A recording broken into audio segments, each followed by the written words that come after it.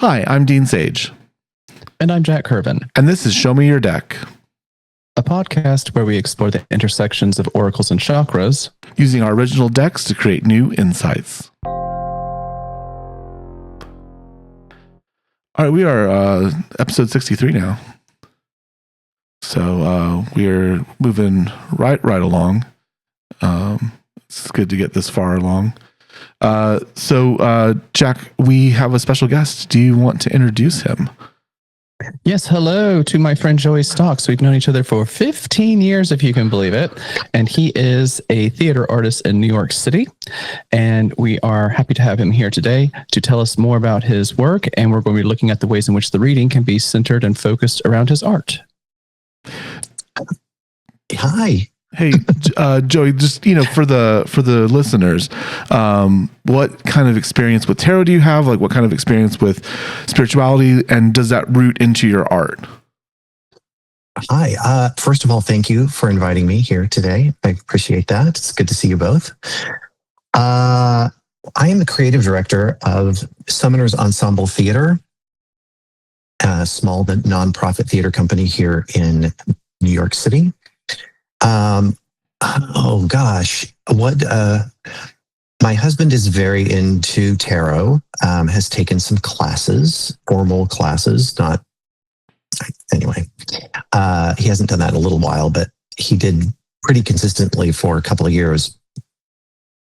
I can't say that I really know anything about it. It's really his world. He's done some practice readings on me a few times, but yeah, I don't know that I've got any kind of special connection to tarot or to, I certainly have never encountered the Oracle deck before, so I'm very, very interested in that. One of my best friends is a psychic medium professionally, Heather Carlucci. Look her up, heathercarlucci.com, I believe is her website. And in fact, just to bring it right back to where I started, my theater company's next production coming up at the end of March is called Killing an Evening with Edgar Allan Poe. And our company has been in residence at the Merchant's House Museum in Manhattan, which is a 19th century home built in, I hope I get this right, 1832. I think that's right. And the family that owned it, it was only owned by two people. But the second family who lived there for almost 100 years. They left all of their belongings there intact. Many of them were born in that house, and all of them died in that house. And so as people died, a bedroom door would just get closed, and then life would continue. So the house is intact. All their belongings are still in drawers, and their linens are still on the beds, etc. So it's basically this crazy time capsule. The last person to die there, I think it was 1930, 31, 32, no, 33. And then it's been a museum since 1936. Anyway, it's also reputed, I tell you all of that because it's also reputed to be Manhattan's most haunted home. Oh. So I'm guessing that the family may have died, but they never left. And yes, so the manifestation of those ghosts exists in many forms, some of them visual, some of them oral. And anyway, it's a very cool house, and we have felt very welcomed there by the people who are living and taking care of the house, and the people who are not living and still inhabiting and watching over that house. And so to that end, our two Sunday performances that we're doing of Killing an Evening with Edgar Allan Poe, at the end of the performance, my friend Heather will be doing group readings with the audience. That'll be on Easter Sunday and on Palm Sunday, just because we like to be a little irreverent. I love that, though. No, that's awesome. That's really awesome. Do you share any kind of that spiritual medium like yourself, like personally for yourself, like does that factor into how you experience the universe, or do you have different ways of looking at that kind of thing? I mean, that's a great question. I'm not sure I've got a fabulous answer for that. I've never shied away from intuitive people. I think everyone has some degree of intuition. It's just a matter of how in tune you are with it, how much you allow it,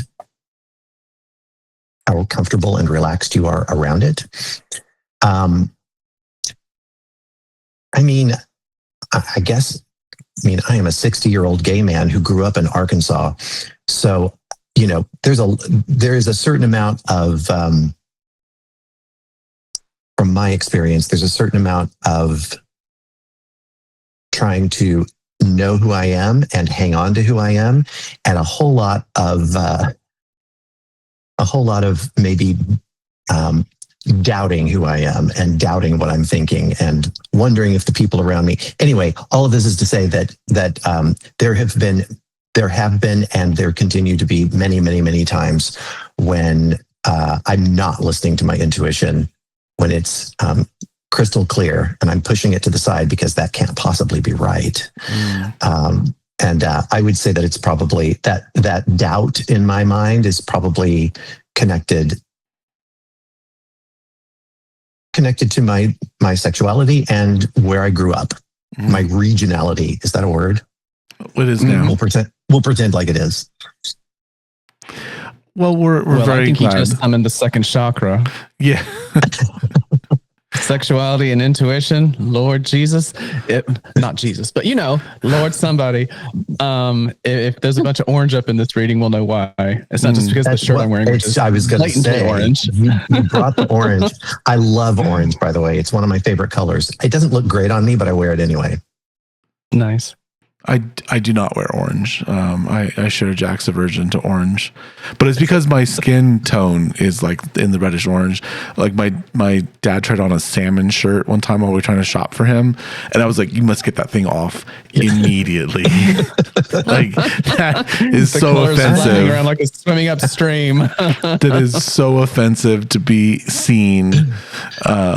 You may not. I'm like, you may not wear that or any orange color ever again. Yeah, I've always resonated with orange, so we're going to just stick here with the second chakra, if you don't mind, Jack. Yeah, okay. I've always resonated with orange, and maybe this will tie in a little bit to your question, Dean. When my grandfather passed away, my grandmother at the time. I don't know why I'm laughing. It's just the inconvenience of the whole thing. My grandmother had thrown her back out. My grandmother was extremely physical and very active, wanted to be a dancer her whole life. And so she was actually in bed with this terrible back issue when my grandfather died. And so she couldn't get out of bed. And so we all had to come to her. And it was the reason I'm laughing is because it's just unusual for her. She was so vital. And it was just this rare, weird moment where she could not move. And my grandfather was up and trying to do all the things and take care of her when he passed. And I just remember going to her and being so upset about my grandfather dying and about her not being able to be her physical self at that very moment, which was super uncommon. I'd never seen her like that in my life. And as I sat down, I remember thinking to myself, I have to be strong for her because she's a mess, emotionally. A mess. And as I thought that, there was in my vision, there was this spinning wheel of orange, bright, vibrant orange. And it was, I don't know that I could say it was literal, but almost. I could still see through it, but it was right in my vision. I couldn't. It was so big that it was even kind of in my periphery. And whenever I would look at her, it would be its most vibrant. And I would just concentrate on the vibrancy of that orange and also the sort of what the fuck is that question? was something I could focus on, and then not be a blubbering mess in front of her, so that she could be, so I could give her the space to be what she needed to be, and I didn't. Do you know what I mean? And anyway, whatever that is, I have no idea, but orange has followed me around for a very long time. Nice. Well, I mean, not to retroactively give meaning to it or to force meaning on it, but Please. in my particular system, orange, the second chakra, that's the visceral chakra. That's the mantra for that is I feel. So it's I feel sensation, I feel emotion, I feel intuition. It's anything where you would say I feel. So I feel the sun on my skin. I feel sad. I feel you're lying to me. Any of that feeling, intuition, sensation, whether it's sex or eating or smelling flowers, or anything that's sensorial or sensational, that's the root of I feel. That's orange. That's the second chakra. And everything you're describing is very emotional, very body centric, and that intense orange does not surprise me personally, because everything you were experiencing in that moment was orange, orange, orange, orange, orange. So to see orange in that moment does not surprise me. I'm not trying to force that meaning onto it, but it doesn't surprise me. No, it's illuminating. I like it. I just remember thinking to myself, to your point, and I had not thought about this before, but at the time, I remember thinking to myself, all of my emotion is going into that color wheel in front of me. Mm-hmm. And if the light was coming from her, she's having these intense physical pains in her physical body. So between your emotion and her sensation, that's just a lot of visceral energy being ruffled around. And also, again, to your point, I hadn't quite thought of this before. I'd never really connected it to chakras until just now, but the area of her back injury was lower back? right there at that orange chakra. That's exactly where it was. So, not trying to, place something where it doesn't belong, but it's interesting that you can see it there. Yeah. Well, I'm going to be very interesting to see how Joey reacts to our decks here, because we both have chakral underpinnings to what we do. Just a reminder, because Joey's new, my deck is a 1-for-1 for the tarot. So every card in my deck has a correspondence in the tarot, and Jack is its correspondences with his own system. So 49 intersections, seven sevens. Yeah, so we're going to start with what I call the tetrahedron of doom. This is a little die that tells me which of the 4 decks to pick. So prepare yourself. So we're going with deck number. Done. I'm frightened. Number 4, the haiku deck. Oh, of course. We have a guest. We must do a haiku. And now I have a 50-sided dice that tells me which of the 49 cards to pull. And if the number 50 comes up, I'll let you pick a number randomly. But I don't think we've ever had a 50 come up. We have not, no. Well, it's only 1 out of 50. There's only a 2% chance of it happening. So let's see what we get today.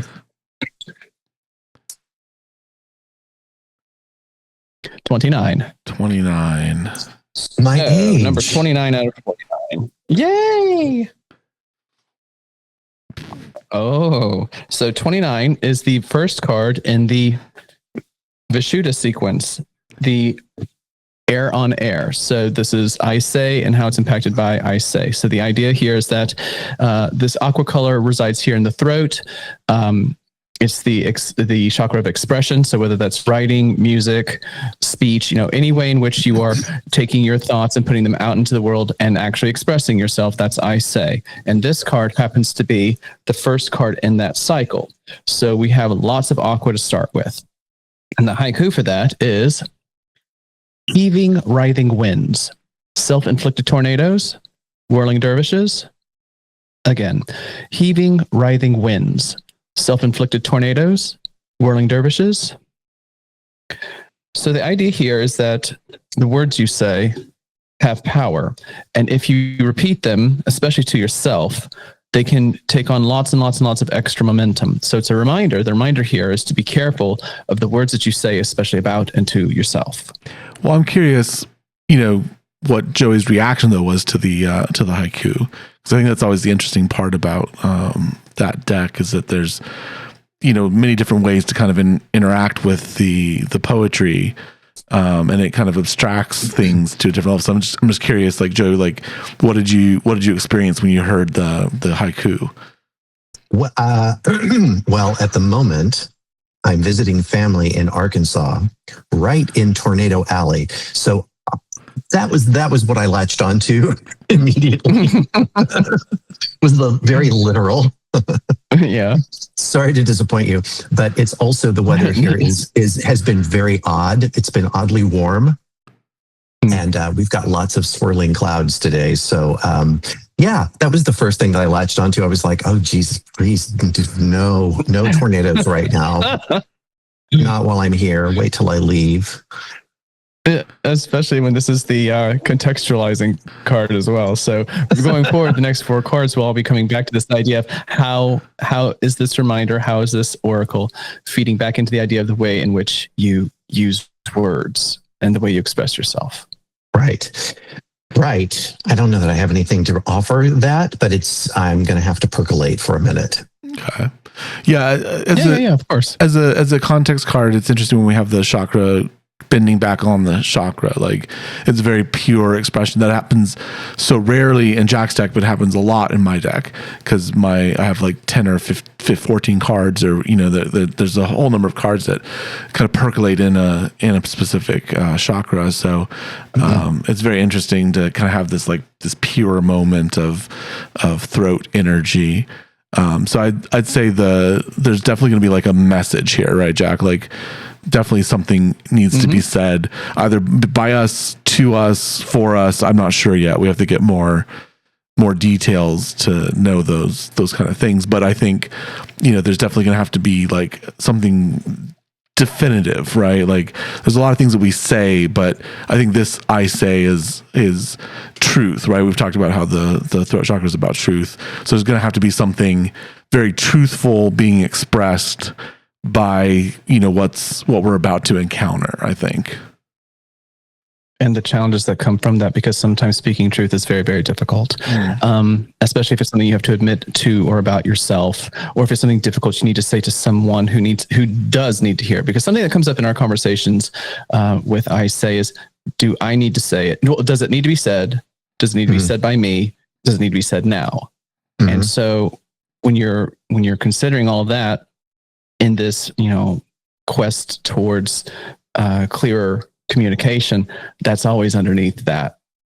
So, but this is pure air, say. And this is my rebuttal to the idea that sticks and stones may break my bones, but words can never hurt me. I don't believe that at all. I have zero agreement with that. And this card is my way of saying, no, words are extraordinarily powerful.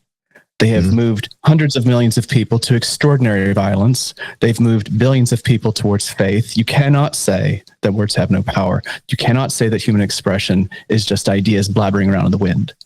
These are truths. Well, not necessarily. They might be lies. It could be any number of forms of communication, but they do have power. So, right.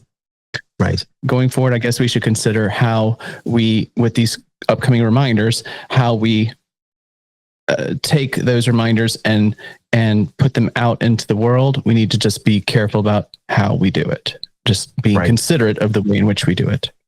Right. I have an interesting note. We'll see if it comes up. But I was having a discussion with my spouse last night because we were watching Sandman, and the fates didn't lie, but they didn't tell the truth, but they told the truth. But the way that they told it made it sound different than it was. And I'm going to throw that out there as just an element to like be curious if that comes up in the reading at all. But like, you can say a truth in such a way that it is a lie, but you never lie, because there's fairies in the show too. And of course, often the fae can't lie, but they can definitely say something that makes you think one thing that isn't the thing that it is.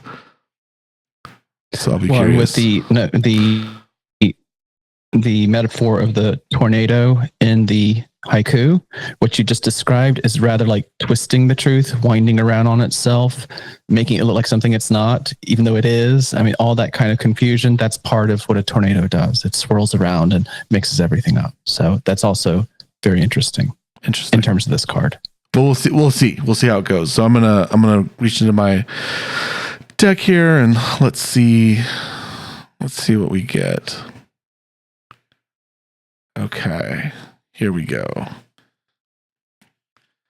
Oh, interesting. So, talking about wind, right? So I pulled the source of storms. So in the tarot, this is the Queen of Swords. Do not look to the storm to lift you up. Do not look to the storm to lift you up. Before I even give context for that, and before I explain what I meant by that, Joey, what's your reaction to it?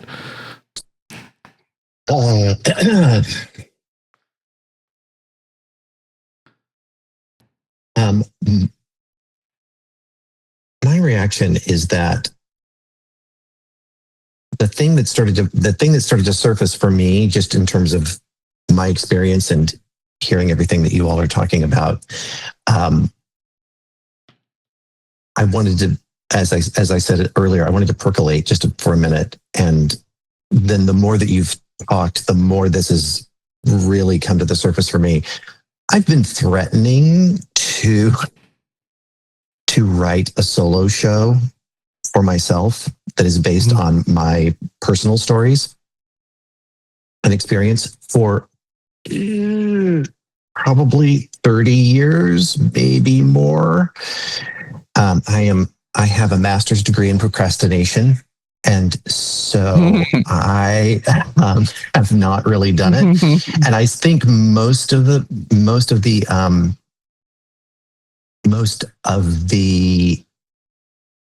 my inaction around it has to do with the fact that I am just not entirely certain that my stories can actually hold people's attention long enough to warrant doing the work.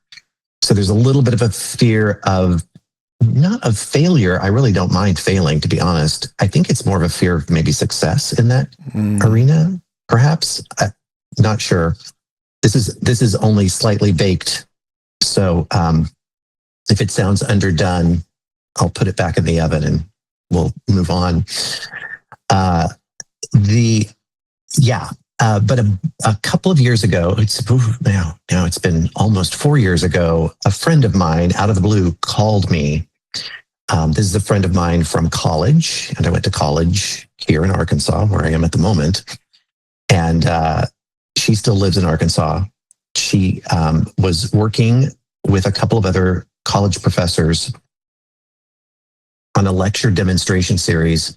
And she called me and she told me that she'd been programming this thing for a few years, and that they always select a theme for the school year, and then they program around that theme. And the theme that year was storytelling. And she said that I think at the time that she called me, they had a documentary filmmaker, they had a quilt maker, which I thought was fabulous. I can't remember. Singer-songwriter. They had lots of different people programmed, but she said they were sitting around, they have one slot left to fill. They were sitting at a meeting, and she said, we don't just have anybody who just tells stories. And they said, what do you mean? And she said, I mean, somebody who just can get up and tell a good story. And they were like, these other two people just had no idea what she was talking about. And they were like, tell me more. And she said, I mean, what is there to tell? I mean, it's just that simple. And they said, well, like who? Give us an example. You mean like David Sedaris? And she went, well, David Sedaris is great, and sure. But, he is reading his stories, which is fine. Yeah. If you want to see, we can book David Sedaris, that's fine. But I'm just talking about somebody who just naturally just tells good stories. They don't have to be written. They don't have to be read from a printed page. Just somebody who tells a good story. And they said, okay, well, like who? And she went, I don't know, my friend Joey tells good stories. And she said, so that's why I'm calling you. Anyway, it terrified me. It gave me a knot in my stomach that I can actually feel right this minute telling the story. And I said to her, okay, so my tummy is tight in the way that I know that I'm scared, but I also should just say yes and figure it the fuck out. And she said, that's the feeling I need. Great. So here's your date. And she gave me a date. Anyway, cut to a while later, my date came up and I'm standing on stage. This is right as COVID restrictions were starting to open back up. And I refused to do what I do on like a Zoom call. I wanted to do it live because that's the only way I've ever done it. And it just felt more honest and authentic to me and what I do. So my date had to be changed several times to accommodate this request of mine that I do it in person. So everyone in the audience, first of all, it was the first thing in this auditorium here in Arkansas since the COVID lockdown. And so they had just opened the facility back up. And so that was a little surreal. And everybody's masked. I had to be masked until right before I walked on the stage. Everybody had to be seated.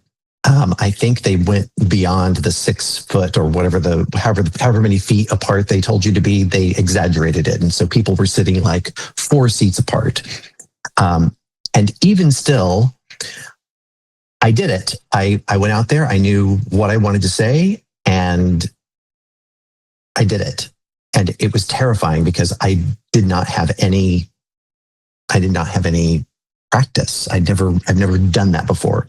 I'd been given an hour and I filled the hour. So this is a success story. Oh, and there were like 180 people in the auditorium and I was only related to about 20 of them.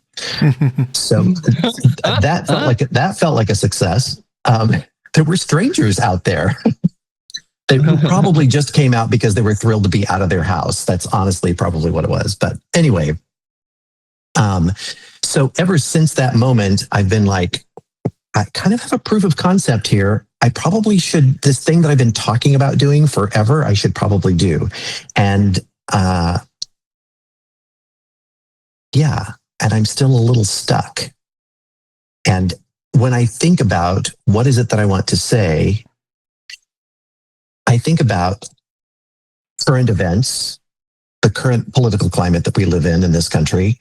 And I think about, like, if that's the tornado here, as we go back into the metaphors, I keep thinking is maybe that's what will get me to do, to motivate me to actually do this. And so far it has not worked. What's interesting is that this is the heart chakra for my deck. So this is joy and grief and peace and love. And it's this card is the source. So the queen in the tarot is the source of storms. So the idea here is that you've been experiencing the element of air, you've been experiencing the heart chakra, and this is the card where you realize what is out there is not happening to you, but is coming from you. So it's very interesting that this card kind of made you, experience that moment over again, because I think that, from what you're saying, what I'm hearing is like you've done a lot of other people's productions, right? You've done a lot of other people's work, and you've experienced all of these wonderful emotions and connections, and you've been able to express other people's inner moments. And now you're on this precipice, right? And this is the source of storm. So she's up high, they're up high, up in the clouds.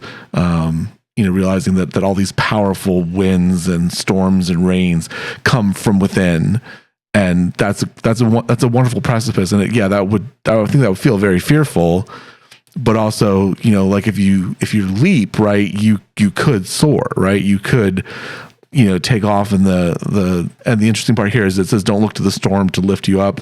So don't look to externality, right. To lift you up. Look within yourself to lift yourself up. Right. And that's a problem for me. So I have a whole bunch of stuff trying to come out, so just bear with me. All right. Do it. Dean, you said that this is intersection of air and throat and heart for you? This is just heart. Okay, so heart in my system is connect, I love. Not necessarily romantic love, but the way in which you form relationships with people. So the way this is coming out for me right now, slightly baking, is that we had the contextualizer talking about the way in which we are careful about how we express ourselves and not to let it get twisted around, but to remember that there's the inherent strength. Now we have the reminder to not depend on the storm to lift you up, to not let the external forces be the cause of why you fly. Okay, so here's the way I took it when I heard it, is that you have a lot of really interesting stories. I mean, I know a lot of them personally. And then you also mentioned the recent political climate. Okay, yeah. So we're talking about tornadoes and storms and political climates. And the way I heard, don't rely on the storm to lift you up, is don't rely on the most provocative stories to get people's attention, because they're not necessarily the most interesting part about you. Like if they're part of the story, then, absolutely, fine, use them a little bit to get people's attention, but don't rely on those experiences to make the show what it is. That you have a lot to say, that you don't need to rely on anything that's bombastic, even though that's the political climate we've got. Probably what's most interesting is the truth you speak about, the way you perceive all of this together as a whole, as a life, without making it something that seeks to be explosive or swirling constantly like a tornado or stormy or anything like that. It's not necessarily, what's the word? It's not necessarily combative. It's just your truth.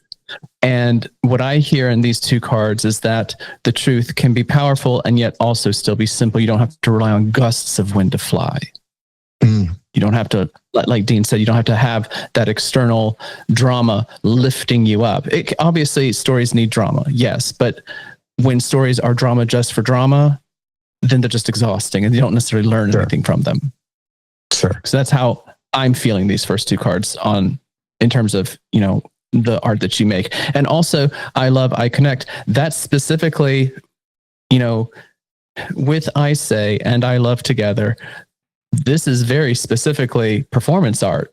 This is the message that you have in I Say and the audience you're looking for in I Love, and the way you can deliver that to people. So I would say that this is completely on mark for you, because as an actor who speaks to an audience, that is very specifically what these cards are about. So I would say that the reminder here thus far is definitely start working on it. There's no deadline, but definitely after 30 more years, you should at least start, because you're the only one who can tell these stories and we don't want them to be lost.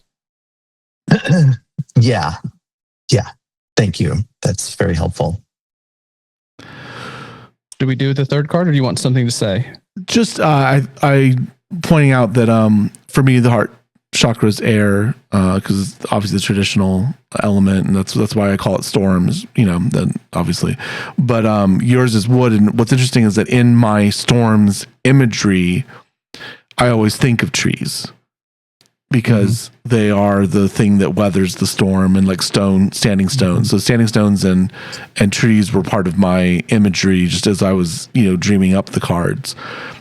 So I find that kind of interesting, that the tree, and also, I mean, the tree has always been like a symbol of reaching for heaven, reaching down into the earth, like that kind of translational element. So no, I just think it's interesting to have that. Like, you were looking for an intersection, and there kind of is one, just not the one that you were thinking of when you asked.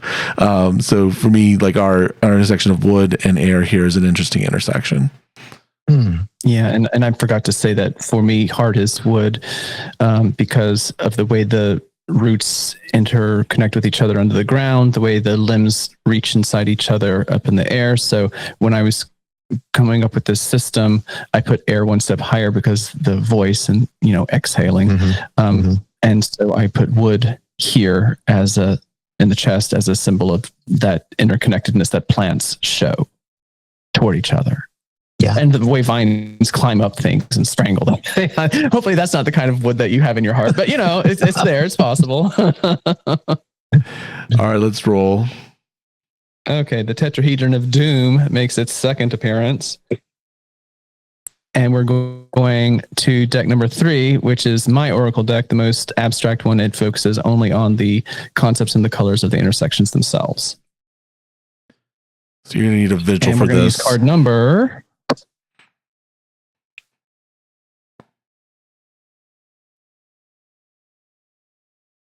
14, which I think might be the orange sequence. I think so. Oh, it is. It is. This is metal. I feel orange intersecting with red. Root, I am. So the way in which your emotions, sensations, intuition, anything that's I feel, how that's impacted by who you feel yourself to be as a person, your sense of health, safety, identity, balance. So when you're in your feelings, how's that impacted by your being? Because if your being is in one direction, it'll filter through your feelings in a different way. So the reminder here, I guess, is, the way in which you experience safety and health and balance and identity, that does have an impact on the way you understand your feelings. Okay. I love going back to the story, like metal and earth. Going back to the story, I love that this is fear is here, right? So you've got the I am, the root, that's fear and safety in conflict with each other. And then we're back to the orange, right? So we got the two things, and I think you said that you don't pay attention to your intuition, or you ignore it. I don't know that I don't pay attention to it. It's just that often I catch myself sort of pushing it to the side, like, oh, that can't be right. If that's what I'm thinking, if that's how I'm feeling, if that's what it can't possibly be right. Yeah, that is a tendency of mine. I won't say that it's a practice necessarily. It's interesting that we have this, and we're. Go ahead, Jack. I would like to point out that this is the most erotic intersection in my deck. So the haiku for it is lewd, you exude, ooze, adored golden motherlode, snugly engulfed plug. And the profession for it is I profess that I feel pleasure without shame. So adding on to what I said with the other card, it's not that you necessarily have to avoid the provocative stuff. It just isn't the main focus, but definitely don't act like it never happened. Right. I'm not sure that I'm in a place to do that, but yes, heard. Well, it's the stories you're telling. Yes, right. So that's interesting that there's we've broke up a little bit high. We've had a heart, we've had throat, and now we're kind of going back down to the lowers. So there is sort of, if we look at the context card about something to say, we had the look to yourself, right? Look to yourself to give yourself freedom and joy, right? And hopefully find peace. And now we're sort of rooted and grounded, and red was on the bottom. So I really feel that rootedness to where you maybe have that safety now for your intuition to lean. So I think, backing this up just, not just from Joey's experiences, we'll talk about that in the members only segment a little bit more, but just in general, if you're kind of hearing this reading, there's a sense here that, there's something grounded, there's some intuition, there's something that your gut is telling you that you need to listen to. And I'm not sure how we're going to get there, but we're going to get back to I think. But in this moment, you need to feel the safety of being rooted in your being, and then following your intuition. And maybe it is an erotic journey, right? Maybe it is something to do with sensuality and sexuality. I think, I removed those things from my deck kind of purposefully. I didn't want there to have to be one way to experience a thing. But yeah, there is sort of a growing expression within yourself. So you've got a trust of your own energy, of your own winds. You've got a trust of your own intuition.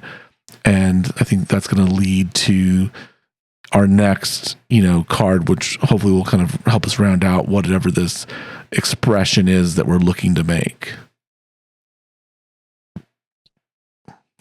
Great. All right, let's get it. Let's see what it is.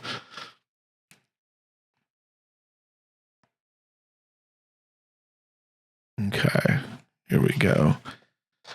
Oh, this is funny.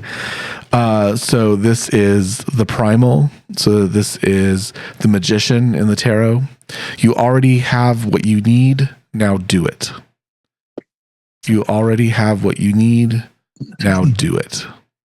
And in my sequence, this is root intersecting with throat. So I knew we would get back there. My dance teacher, Miss Dot, would say, "Shut up and dance." Mm-hmm. Stop thinking, start doing. Yeah. Well, I like the magician is probably one of my favorite cards in the tarot.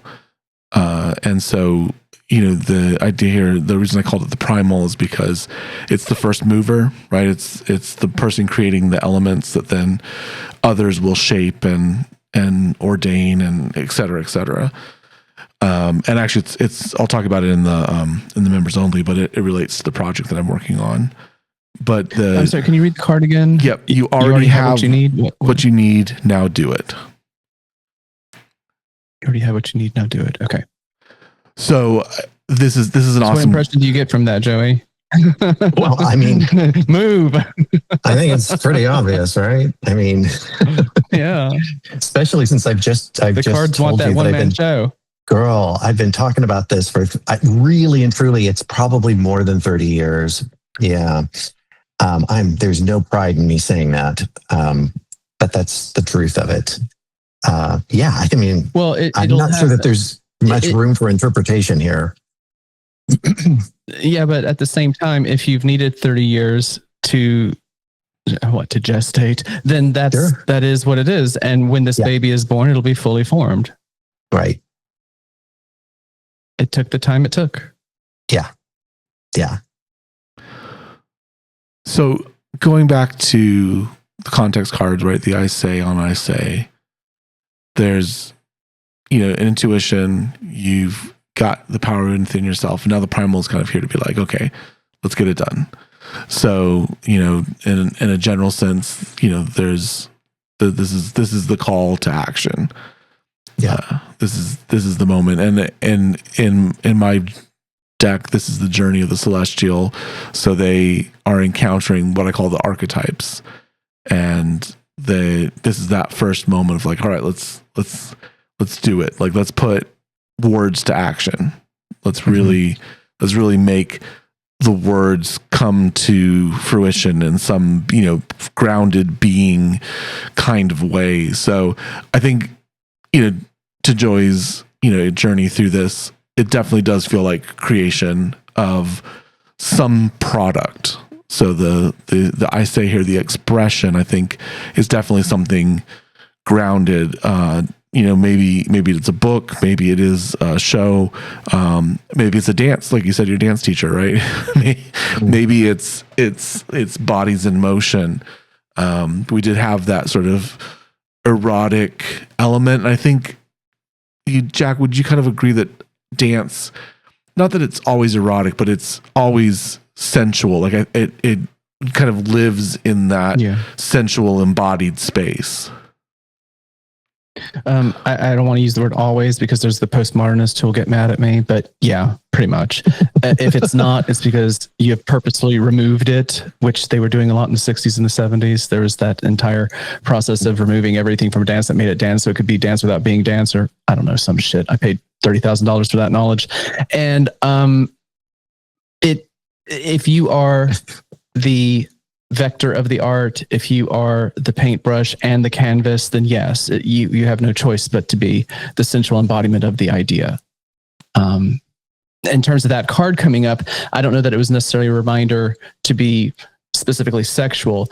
I think the reminder there is that you don't have to reject the physical body and its pleasures and its sensations in order to tell a truth about yourself. That's something that's quite common in our, puritanical type of vestiges of our culture. But I think the reminder there is that, along with the not allowing the gusts or not allowing the storms to give you all of your lift, also don't shy away from the truth about your body. So I feel like there's kind of a balance happening between the cards there, between that oomph and it not being an oomph of chaos and oomph of scandal. Okay, sure, fine. but you can still be this physical embodiment of pleasure and love and doubt and fear and pride and all of it. That can still, it has to be part of the story that you're telling, especially about yourself. If we're going wind on wind and I say on I say, then the words you say and the stories you tell about yourself, they're powerful. And even though the audience might only see it once, you have to rehearse it. You have to say this stuff over and over and over and over and over. So the stories that you want to share will be something new and a spectacle for the audience, but it's going to be a habit for you. So just be confident and careful and selective about what you include, but don't shy away from something just because it's a part of your sexuality or your physical body. Mm-hmm. And yet that's not the reason people come see the show. This is not, what was that show like back in the 90s? It was like Naked Boys on Broadway or something. We're not doing that necessarily. Yeah. I mean, you could, but I don't think after 30 years, that's what you'll end up with. I'm good. Yes. It was Naked Boys Singing. That's what it was called. Yes, it was. Yeah. Yeah. Naked Boys Sing. So after 30 years of gestation, we're not going to end up with Naked Boys Singing, but if you wanted to, you could, but I think there'd be more than that. You brought up an interesting element there, which is sort of embodied truth. I think that's an interesting concept to kind of remember, like, standing on business. I think, like that idea about, you're embodying your truth and you're bringing it to some sort of moment of realness, bringing it to, and I think, like just bringing it to a fruition, to a realness that's, it's within you, and then it becomes part of your expression. And I like what Jack was saying about bringing that sort of embodiedness and that truth forward. And in the creation, right, being honest to yourself. That's interesting, because I think a lot of times creators waver between what feels right, what they know might be marketable or consumable, and where do those two worlds overlap in a way. Like, you could have an amazing show that you love that nobody will be able to understand because you're James Joyce and you're telling it in stream of consciousness in such a way that it's impossible to follow. Like I love Portrait of the Artist as a Young Man. I think Finnegan's Wake was too far. Like like there's ways of creating art that are just undigestible, and that's good in some ways. Maybe like a Pollock is just too amazing to be understood. I don't know, but there is that intersection between where you have something that's digestible and where you have something that's honest, and being able to kind of find that middle ground means that you can have that amazing transcendent connection, right? Because you can make art that's undigestible. You can make art that's extremely, bland and just, that wonderful, pretty colors. That's wonderful. That's lovely. But where's that middle where you're still true to something that's coming from within you, but it's also digestible, and it can create transcendence between you and the audience, you and the observer. Mm-hmm. Mm-hmm. Nice. Sorry, would you just repeat exactly the words from that oracle card? Mm-hmm. You already have what you need. Now do it. Yeah, do it. Yeah. Yeah, that's good. I don't have any tattoos, but maybe that should be my first. Yeah, that'd be cool. I don't have tattoos. Jack, do you have tattoos? I have one, but you don't know it's a tattoo. It's a wound tattoo. The last time I played with my cat Smeagol, he scratched me, and I took a picture of it, let it heal over, and then had it tattooed onto the spot. So he autographed me permanently on my wrist. Oh, wow. Okay. And we used some of his ashes in the ink. So, and it was a good friend of mine from high school who did it. So lots and lots of layers of meaning and process, because that's how I am. That's how you are. That's right. Yeah. I'm just writing here, and Jack's like, well, I've created a systematic approach to this, and one thing naturally follows from the other. And now I'm building an interactive website. Yes. I've created a create your own adventure story as a supplemental chapter to the novel that's not in the novel. Yeah, it's a Fantastic. lot. Yeah, I remember. I think we were working on your workout series, and we were at the little. It wasn't a diner; it was a little pizza shop. And we there was a moment where we clicked and we realized that there was a system, and it just. Oh, is this when I created 412 million? Yeah. 627,812 workouts. Yeah. I love that. I love it. I still have the notes for it over there, actually. So we cycle A, B, C, D, E. Yeah, I remember this now. Yeah. That was a moment. Well, let's get the final card. Let's put a cap on this because I think we need the tetrahedron of doom is demanding. Can we call it the tetrahedron of delight? I mean, it's Jack. We have to call it the tetrahedron that doesn't fall off the table. Let me try that again. Yeah. Okay. Well, it's because you're assigning doom to it. I would fall off the table too. Well, we're going to deck 1. Okay. So that's the progressions. And I have some very sassy ones in this deck, so my apologies.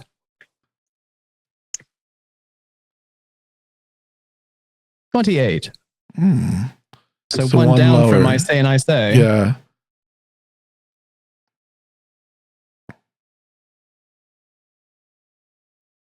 Oh, we had this one recently. This is wood, green, heart, I love, over, solar plexus, fire, yellow, I do. So I love and I do.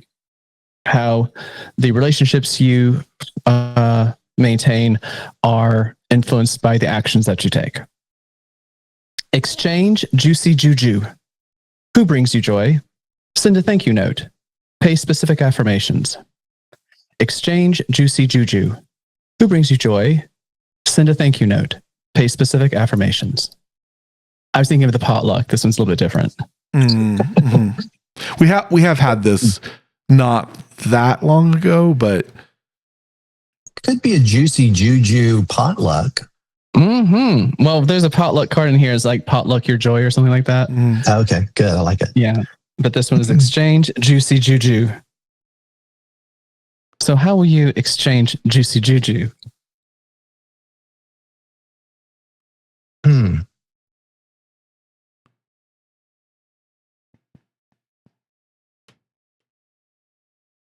Or who brings you joy?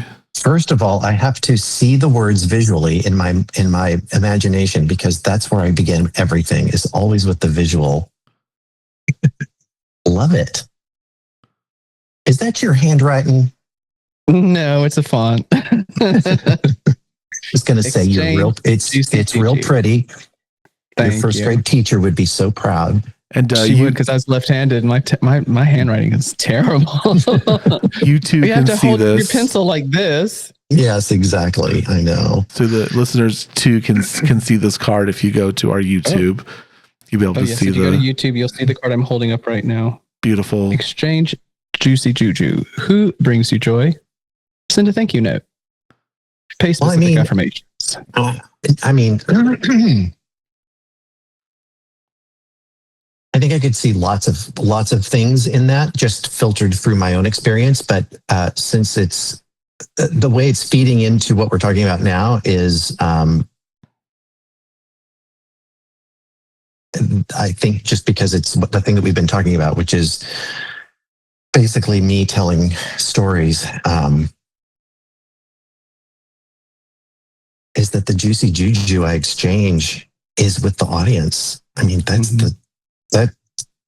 to me, that's the juju, and it's juicy. Mm-hmm. Well, it talks about who brings you joy, and hopefully, as a performer, performing brings you joy. I mean, hopefully, does. Absolutely, yeah. It would be bad if it did not bring you joy. Can you imagine what that would look like? To be or not to be? That's the question. Yeah. It does. It definitely does. Yeah, and of course, there are people in my life for whom that's true as well. Yeah, I don't know. If if we're centering it around your one-man show, just for the sake of this conversation, it doesn't have Right. to. But what this reminds me of is gratitude.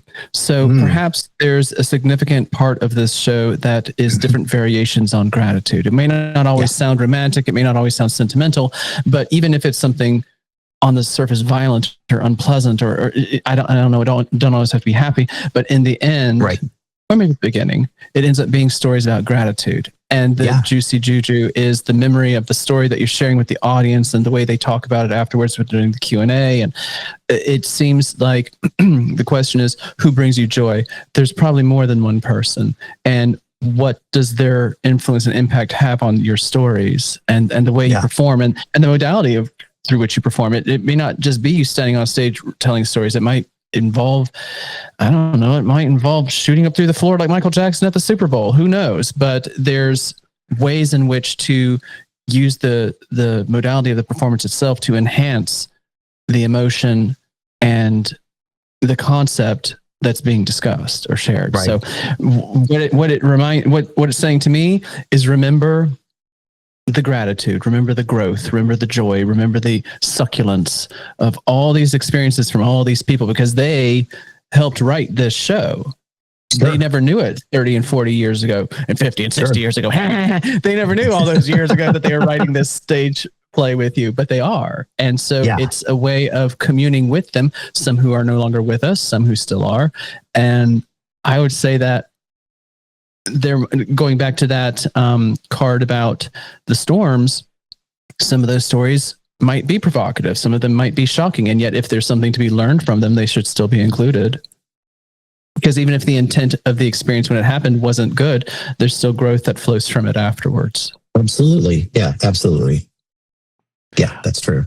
I have to be possibly a Californian or a Northerner. I'm not sure which one, but what is juju? Juju. So juju is energy. Juju is spirituality. Juju is the unspoken motivation that moves through the room. It can be between two people. It can be between a performer and a group. It can be between a root doctor and the victim. It's juju is energy. Okay. At least that's how I've always understoid it. Do you agree in Arkansas? Totally agree. Yes, that's how it was in South Carolina and Georgia. I have heard that in that context before, but I think the juicy part was throwing me off of it, like Juju be the drag queen. Like I was like, is there a double meaning to this that I never realized? No, I don't know who that is, but shout out to her if she would like to come onto the show. I'll rig the dice so we can pull this card. You would love Juju B, Jack. Nice. I got to meet Bob the drag queen a couple of times before Bob the drag queen turned into like this huge, like monolithic. There's brand. Some juicy juju right there. That's some juicy juju. Yeah. Do you call drag queens he or she? She when they're in drag usually. Okay. Well, usually. I met her while she was in drag, so we'll call her she. She was doing this little show. I don't remember the cross streets. And then the actress that played Precious walked by on the sidewalk. I was like, there's Bob here and Precious there. And she was wearing a bright orange dress. There we bright go. Orange dress. Here we go. We're tying it all together. Come on, circle. Tying it all here. Full circle, Joey. Full circle. That's funny. So yeah, gratitude and juju. Gratitude and juju. Yes. I am interested in this gratitude idea because I think like backing up into kind of looking at the reading in a more general sense. So like if you're listening and trying to relate this to you, then like this, be grateful for your audience. I think this is a hard part. And I'll talk about this in the members only segment in a second. But I think the hard part is you want to create something that people will enjoy or consume or interact with. I'm sure there's some artists that, like I said, like Jack and I have had this debate ourselves offline, and my friend Lisa and I very much so have had this debate. Like I think some things are art and some things are not art. I think that there are other things that we call them art, but like their performance or their protest. You know, like I think there's other categories that these things are, and I'm not saying they're not worthy of attention, of study. I'm not even saying they don't belong in a museum.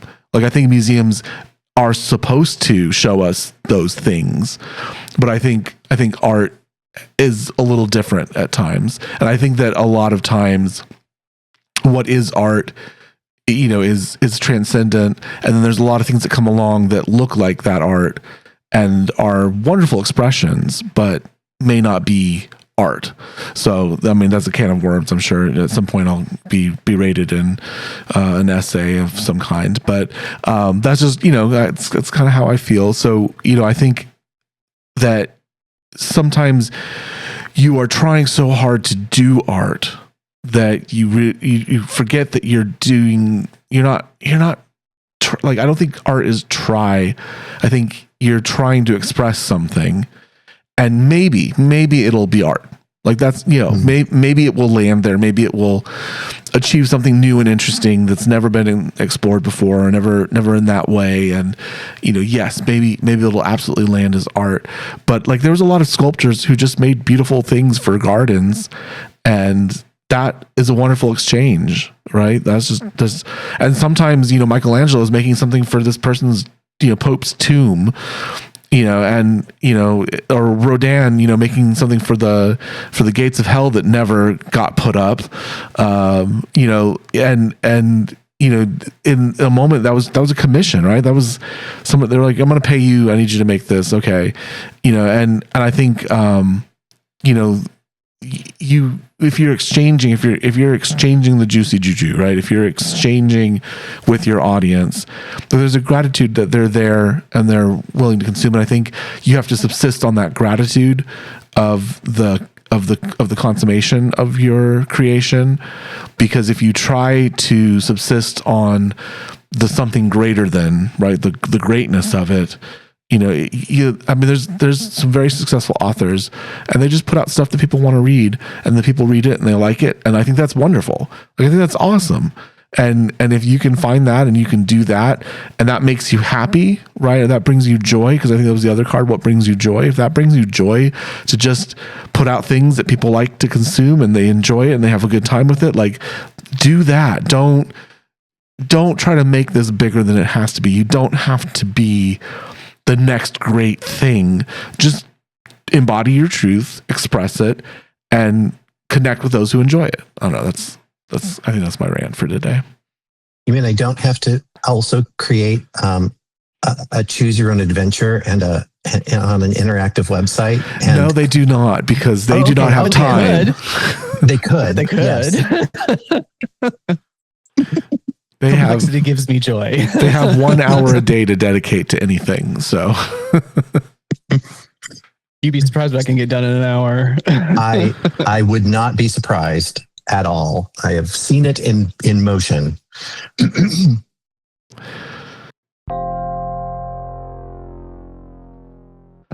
We have a members only version of the podcast. If you go to patreon.com/DeanSageMedia, you can get access to our longer episodes where we talk about how the reading influenced us and how we took it to heart, what it meant.